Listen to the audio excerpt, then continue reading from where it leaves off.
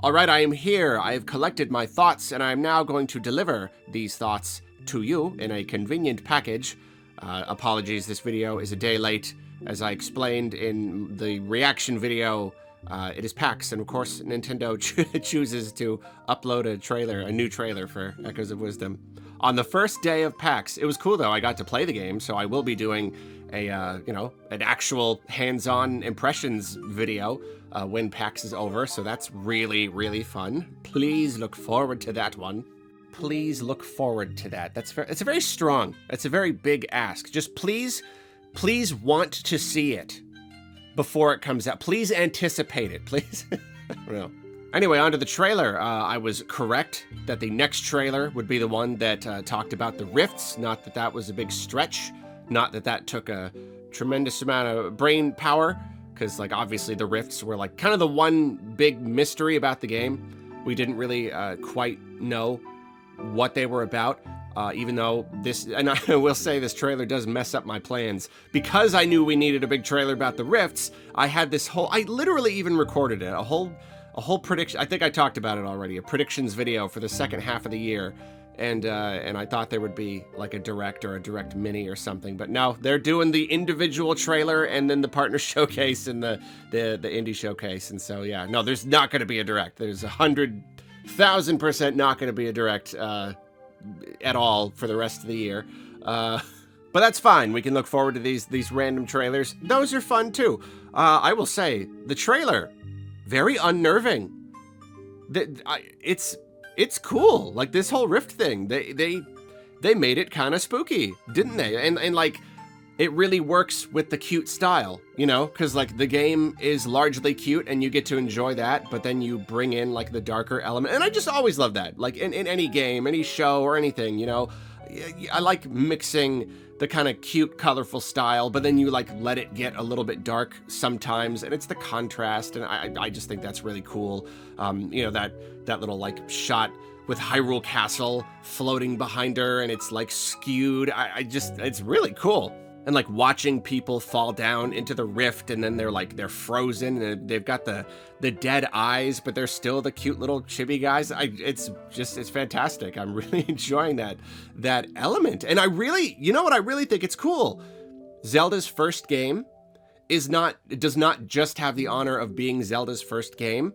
It's also the first 2D game to be kind of dark. We've had lots of Zeldas that have been kind of dark, you know, the Majora's Mask, the Twilight Princess, and now, and, you know, Tears of the Kingdom has got a lot of dark elements in there. The 2D games have never really been dark. They've always been pretty much just colorful. And so now I just think it's a really awesome angle. Zelda's first game gets to be the first 2D Zelda that kind of deals with dark elements. It does even more to lend kind of a sense of importance to the experience. It gives it just a little bit more of like I don't know, emotional depth. I don't know if that's really the right term, but like, you know what I'm saying. And I will also say, just like mechanically, the concept of the still world, it makes perfect sense. You know, all this stuff has dropped down into these rifts, and so they're kind of like broken apart and kind of floating. So like visually it looks cool, but then mechanically then, oh, well, this is Echoes of Wisdom. So you're puzzling your way how to get up and over, and you got to build. It's navigation is a really big part of this, you know, making your way around. And this allows the designers to kind of give you way more out there challenges rather than just like stuff that's naturally you know, regular old temples and rocks to climb and stuff like that. Now it can kind of just be whatever you want. There's a lot of different kinds of environments down in the still world, lots of just weird, just really any combination, you know. It's kind of like with Mario. You got something like Mario Odyssey. You've got your main worlds, but then you go through the little doors into the separate levels, and these don't have to make as much sense. They can really just be a collection of challenges arranged in any way that the designers want, so you kind of get the best of both worlds, and I just think that's really clever. And then narratively, this is sort of its own spin on the Dark World idea, but rather than it just being the same world, but another version, which, you know, we've seen that a lot of times in Zelda. Now you get to kind of take these chunks of the world and it is like its own realm. It is separate from the, you know, the quote-unquote light world or the overworld or whatever. But it's different. It's really just its own kind of thing. It's just yet another unique spin on the idea of having these two worlds. And I think that's anytime they can iterate on the same idea, but do it in another genuinely unique way. I always gotta applaud them for that. It's just, they're very good at what they do. And then I am also patting myself on the back. And again, it wasn't like a big stretch or anything, but I did imagine that the main dungeons would be down in the rifts. I mean, that's not to say that there won't be any dungeons up above. I actually don't know. Maybe there aren't. Maybe this is where all the dungeons are. But it does seem to be that, like, you know, it even calls them massive dungeons. And that's a big, like, okay, well, don't get our hopes up too much. When you say massive dungeons, is that a marketing spin where, you know, any Zelda dungeon can feel pretty massive and you're just calling it a massive dungeon? You would call all the old dungeons massive dungeons, or are these like particularly big? Are these larger than the 2D Zelda dungeons of old? I don't know. I don't want to get my hopes up or anything, but I mean, I love the idea of them actually just like being really big. And the fact that this trailer talked about dungeons so much, that just has me excited because, I mean, you know, just dungeon, like 2D Zelda's all about the dungeons, you know? Again, as I've said a million times, I'm sorry, like the 3D Zelda, it's the bigness, it's the traversal, it's riding on a horse, it's the adventure. But then 2D Zelda, it's the mechanics. It's condensed down. It's got such a sharper focus, and nothing is better than the dungeons. That's just the best that 2D Zelda has to offer. And so I'm just really extremely, extremely excited to play with these dungeons. And it gave us a little taste of a boss, and it really did focus on the open-ended nature of the boss. And of course, you know, the open-ended thing is the thing that I'm like a little bit slightly worried about, because I don't want too much open-ended. That's what I think Tears of the Kingdom's problem is I'm just getting a little tired of open-ended stuff. But at the same time, watching them just throw a bunch of different stuff at this boss, I think that's cool. I mean, I hope every boss isn't just like you either spawn a bunch of enemies and just that's it, or like there have to be different strategies for different bosses. It can't just be as simple as like, how are you gonna deal enough damage? How are you gonna just throw damage at it? I'm sure the different bosses will have different weaknesses and require different strategies and all that stuff. So I don't know, it's another thing I don't wanna judge now. I can't really judge it until I play it. I love that they cannot help themselves with the whole bed thing. They just gotta, just in the middle of a boss fight, gotta spawn a bed, sleep in it. Awesome. Then okay, this game, these trailers, they keep just opening up. Like every trailer has introduced so many new ideas. And now just like another one, just another like of its own little mechanic, just thrown on top of everything else. Dampé is back, love Dampé. He makes like little clockwork enemies for you. So it's like you can get echoes of enemies, but then it's almost like a special, extra powerful kind of echo is these little wind-up toys. And they're extra strong. They have different kinds of abilities, but it's like, it seems that it's kind of an item.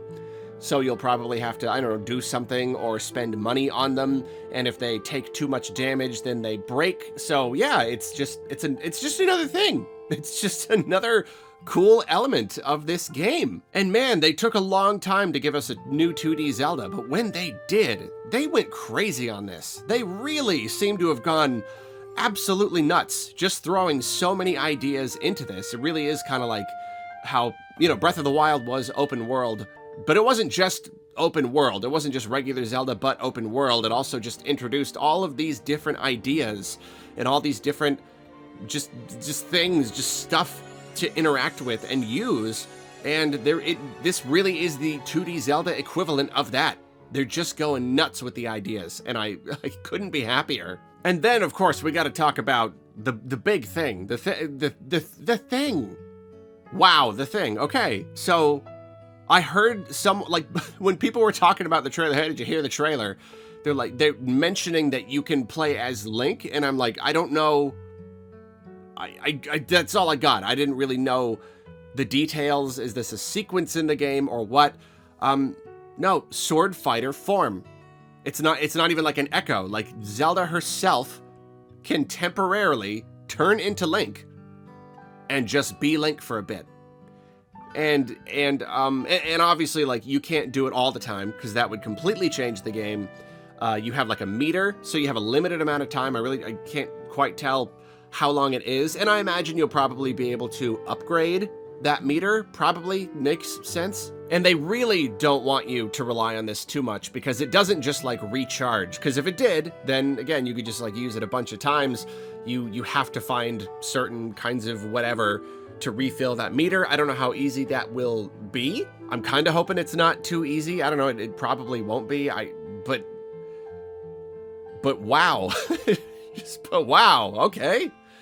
We knew that okay. Well, there was already that rumor, that thing about how, the ESRB website talked about how you would be able to play as Link. So we knew that like somewhere in the game you'd be able to play as Link, but we did not know in what way. But apparently it's baked right into her ability, and I could see this being a little controversial. The person who told it to me was like, yeah, I don't know if I'm a fan of that.